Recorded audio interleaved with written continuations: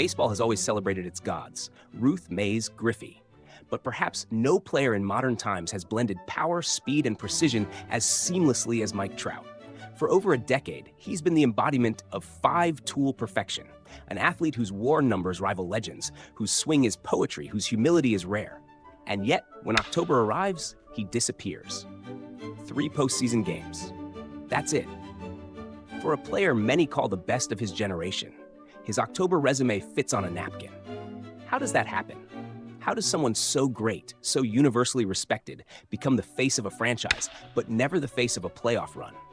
Is it bad luck? Bad team? Or is it proof that sometimes greatness lives far from the spotlight? This is the story of Mike Trout, a player who conquered every box score, but never got his moment under the brightest lights.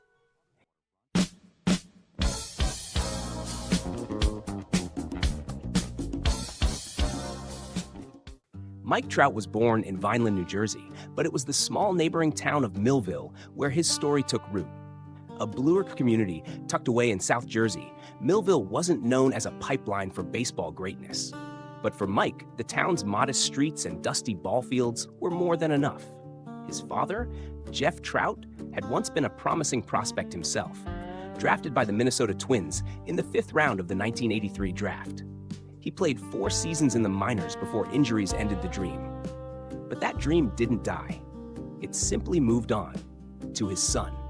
From the moment he could walk, Mike had a bat in hand, not a toy, a real one.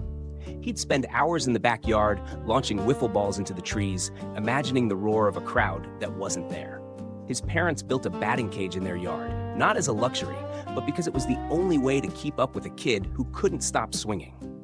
At age 9, he was already outpacing kids 2 years older. By middle school, he was hitting balls over fences meant to keep them in.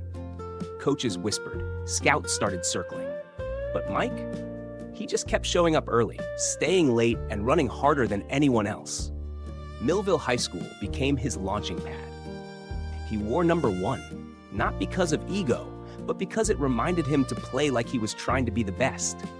And every time he stepped onto the diamond, he played like a kid who knew his dad's dream and was determined to finish it.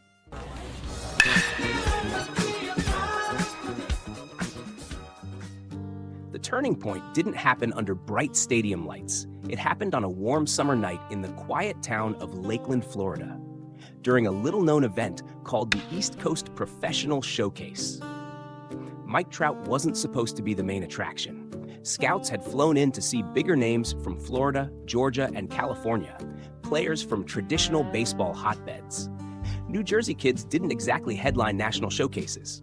But that night, everything changed. Trout put on a show that left jaws on the grass.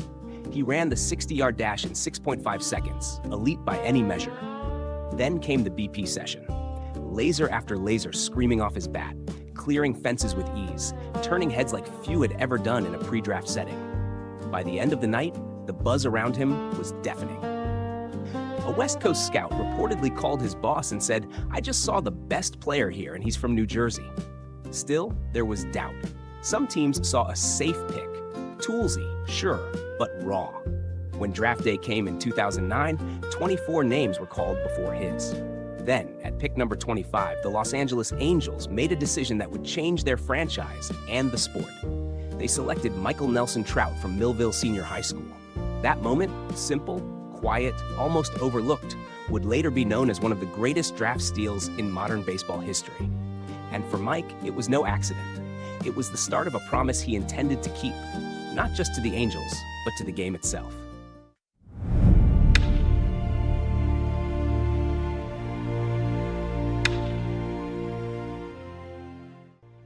From the moment he arrived in the majors, Mike Trout didn't just play baseball, he elevated it. His rookie season in 2012 was the kind of story that baseball folklore is built on. At just 20 years old, he didn't ease into the league. He exploded. 30 home runs, 49 stolen bases, a .326 batting average, a WAR of 10.5. Numbers so absurd they sounded made up. He didn't just win Rookie of the Year. He nearly stole the MVP from Miguel Cabrera, who had just won the Triple Crown. Year after year, Trout didn't fade. He ascended. His swing was compact and lightning quick. His reads in center field were instinctual. He chased down balls others wouldn't even attempt. He stole bases not just with speed, but with intelligence. There were no weaknesses, no gaps, no just pitch him high and in solutions. Between 2012 and 2020, Trout finished top 2 in MVP voting 7 times. He won 3 MVP awards, led the league in OPS and WAR multiple times, and was universally regarded as the gold standard of what a player should be. The accolades were endless. 9-time All-Star, 7-time Silver Slugger, $426.5 million contract, the largest in MLB history at the time. But none of it seemed to change him. Trout didn't chase headlines or controversy. He just showed up, crushed baseballs, and quietly returned home to New Jersey in the offseason to watch Eagles games and play fantasy football. He was, in every sense, the perfect player. And yet, something was missing. Because for all his brilliance, he was doing it in silence, in Anaheim, far from the East Coast media giants, in a ballpark that often felt like a beautiful secret. And most painfully, on a team that never gave him October. Just once, 2014, a brief, forgettable series against the Royals. 3 games, 3 losses. Trout hit 1 home run and was gone before most of the country even noticed. It wasn't fair, it wasn't his fault. But greatness, when unseen, begins to feel incomplete. Trout was the best player in baseball, but he wasn't playing when it mattered most. By 2021, the whispers were no longer just about how great Mike Trout was. They were about how much time was slipping away. After a decade of dominance, his body finally began to betray him. A calf strain in May 2021 sidelined him for over 4 months. It was the longest absence of his career, and a reminder that even Ironmen rust. The injuries started to stack. Back tightness, rib cage discomfort, wrist soreness. None were career-ending, but all were career-eroding. Trout, once a symbol of durability, had entered the cruel phase of superstardom, where every sprint, every dive came with a question mark. But the real crisis wasn't just physical, it was existential. Because while he was battling time, the Angels were battling mediocrity. Year after year, they failed to build a contender around him. Even when they added a once-in-a-century talent like Shohei Ohtani, the losing continued. It wasn't just frustrating, it was tragic. 2 generational players playing out their primes in empty Octobers. Fans began to ask the hard questions. Should Trout ask for a trade? Should the Angels set him free? But Trout, ever the loyal soldier, never complained, never stirred drama. He smiled through the pain, answered every question with grace, spoke of hope, of next year. And maybe that's what hurt the most. Because the baseball world wanted more for him than he ever asked for himself. The spotlight didn't avoid Mike Trout. It avoided Anaheim. And with every passing October, the sadness grew. Not from failure, but from absence. Not from what he did wrong, but from what he was never given the chance to do. When the story of Mike Trout is told decades from now, it will be told with a sigh, awe, followed by ache. He will be remembered as one of the greatest to ever step on a baseball field. A player who didn't just put up numbers, he warped the scale entirely. A man whose talent belonged in Cooperstown from the moment he touched a major league bat. But his story is also a cautionary tale, proof that even the most gifted athlete can be muted, not by scandal, not by failure, but by circumstance. Trout may never have his October moment.